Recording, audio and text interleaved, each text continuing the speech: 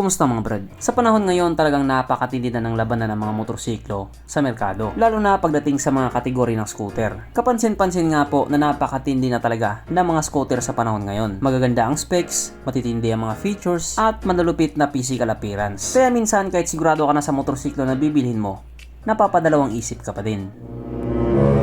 Alam mo yung tipong umaabot ka na ng alas 3 ng madaling araw kakatitig lang sa motor na bibilhin mo. Tapos pagdating ng kinaumagahan may nakita ka na naman bagong motor at yun na naman ang type mo. Pero ang totoo, palamunin ka lang naman sa bahay nyo.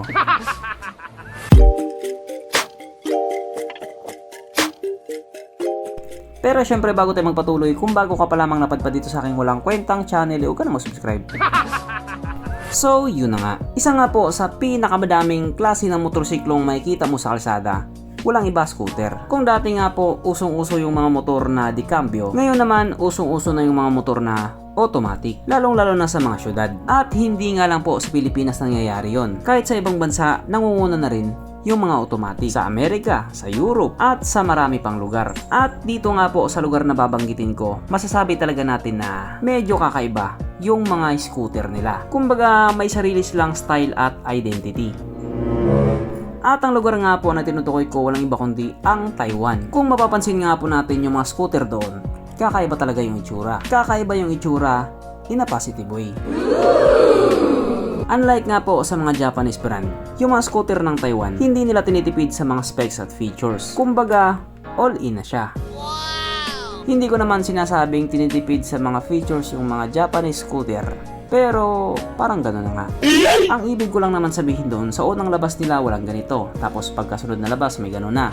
Tapos pagkasunod na labas naman, dadagdagan lang ng kaunting features. Sa Taiwan kasi pag naglabas sila ng bagong motor, halos nandoon na lahat. Kulang na nga lang gawing washing yung U-box. Ganon sila katindi. At speaking of matindi, itong motor nga na pag-uusapan natin ngayon ay talagang matindi. Kasi nga po, parang nasa kanya na ang lahat. Weh, kalokohan. At ang motor nga po na tinutukoy ko lang iba kundi ang PGO TIG 170. Ano, medyo naguluhan kayo sa pangalan no? PGO TIG.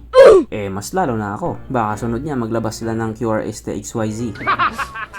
So, nang sipat nga po dito sa motor na ito, aakalain mo talaga na 125cc lang siya. Wala. Parang 125cc lang yung datingan niya. Pero ang totoo, 170cc po siya. At katulad nga po ng sinabi ko kanina, all in na po siya. Halos nasa kanya na ang lahat. Kaya dahil dyan, pag-usapan na naman po natin kung ano nga ba meron sa motor na ito at kung gaano nga ba talaga siya kaganda. So ito nga po ang PGO TIG or Technology Intelligent Genius na mayroong 169.5 cubic centimeter engine displacement, 4-stroke single cylinder, single overhead cam with 4 valves, fuel injected at ito po ay naka-liquid cooled.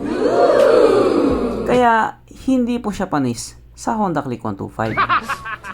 Pagdating naman po sa kanyang power, ito po ay merong 17.8 horsepower at 8,000 RPM, 15.8 Nm of torque at 6,500 RPM. Na ayon nga po sa mga Taiwanese na nag-top speed sa motor na ito daw po ay kahit tumakbo sa bilis ng 122 km per hour.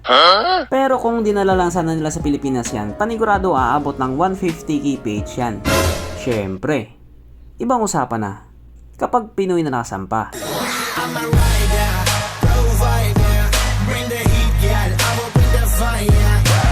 Ang kanyang tangke ay kaya magarga ng 6.4 liters fuel tank capacity na kumukonsumo naman na po ng 38.4 km per liter. Hindi na rin masama. Ang sukot ng kanyang gulong 110/70/12 sa harap at 120/70/12 naman sa likuran. Parehas na po itong naka-tubeless. Pagdating naman po sa kanyang braking system, ito po ay naka-disc brake sa harap at disc brake din po sa likuran. Syempre, meron po itong ABS or anti-lock braking system. At ang motor nga po na ito ay may kabuuang bigat na 135 kilograms.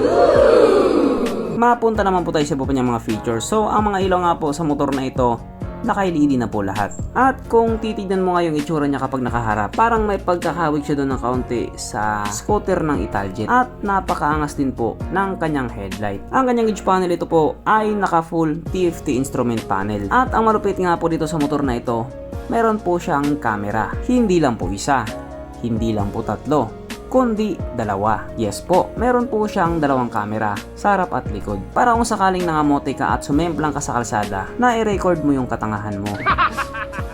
Katulad sa ibang scooter, ito po ay naka-smart key system na. Nakakeyless na po siya. At oo nga pala, meron na din tong smartphone connect na sabi nga po ng ilan, wala naman daw talagang connect. At meron din po itong TCS or Traction Control System na para kung sakaling dumaan ka sa isang kurbada at madulas na kalsada, kusang mag-adjust yung gulong mo sa likuran para hindi ka sumemplang. At syempre, present nga din po sa motor na ito ang kanyang USB charging port na para kahit saan ka nga pumupunta, hindi ka na mangangamba na baka malobat pa yung cellphone mo. Kasi nga, manonood ka pa ng Pornhub. Katulad nga po doon sa mga scooter ng SYM. Ang scooter na ito ay meron din pong 45 degree leaning angle. Kaya po niyang bumengking ng 45 degree. Gcash later. At ang isa nga po sa pangmalakasang feature sa motor na ito, meron po itong Vehicle Condition Diagnosis. Kunyari, biglang namatay yung motor mo tapos hindi na umandar. Titignan mo lang doon sa panel board kung ano yung sakit niya. At nakalagay na po doon kung meron siyang ubo.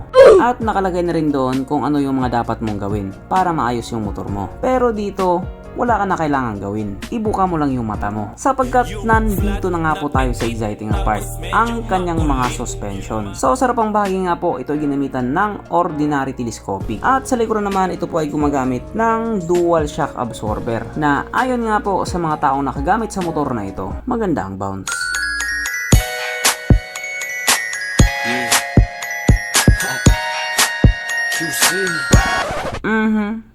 Panigurado. Wala na namang nalungkot.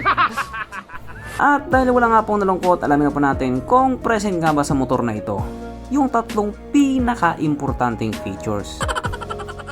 So, una na nga po dito ang kanyang lagayan ng istalyon. At kitang-kita naman mga brad, meron siyang ganun. Meron siyang lagayan ng istalyon. Pangalawa, meron din po siyang sabitan ng pulutan. At oras na nga po para sa ating Red Horse check, ang pinaka-importanting feature sa isang motor. At ayon nga po sa aking masusing pag-aanalisa, ang motor na ito ay kayang magkarga ng 2 kahong Red Horse at kasya pa isang kahon sa kanyang underseat compartment.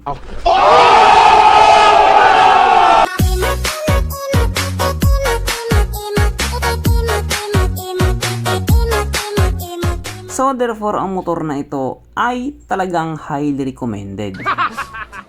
At ang presyo nga po ng motor na ito sa Taiwan ay 119,500 New Taiwan dollar. Na kung i-convert nga po natin into Philippine Peso, ito po ay papatak ng 212,000 pesos.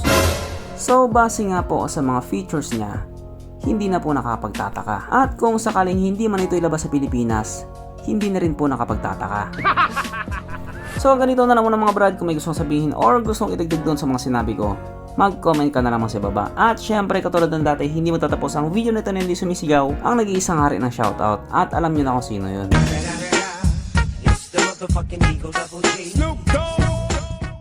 So shout ka pala kay Charles Carino. Shout kay Ricky Rosario. Shout kay Livin Chris Domingo Vargas. So hanggang dito na lang muna mga brad, at muli, ride safe, stay at home at stay safe, at syempre, stay alive, bye.